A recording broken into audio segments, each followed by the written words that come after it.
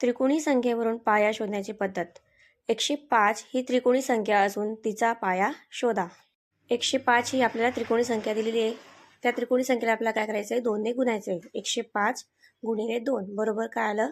210. आता आपल्याला 210च्या अलीकडील पूर्ण वर्ग संख्या घ्यायची आहे. 210च्या अलीकडील पूर्ण वर्ग संख्या काय येते? 196.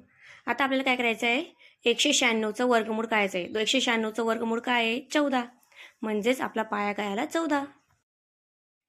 आणखी एक सोपं उदाहरण घेऊ. 300 ही त्रिकोणी संख्या असून तिचा पाया शोधा. इथे त्रिकोणी संख्या दिली आहे, त्याला आपल्याला काय करायचं आहे? 2 ने गुणायचं आहे. 300 गुणिले 2 बरोबर 600. आता 600चा अलीकडील त्याच्या आधीची पूर्ण वर्ग संख्या काय आहे? 576. आता या 576चा आपल्याला काय करायचं आहे? वर्गमूळ. 576 हा कोणाचा वर्गमूळ आहे? तर 24. म्हणजेच 24 काय आला? त्रिकोणी संख्येचा पाया.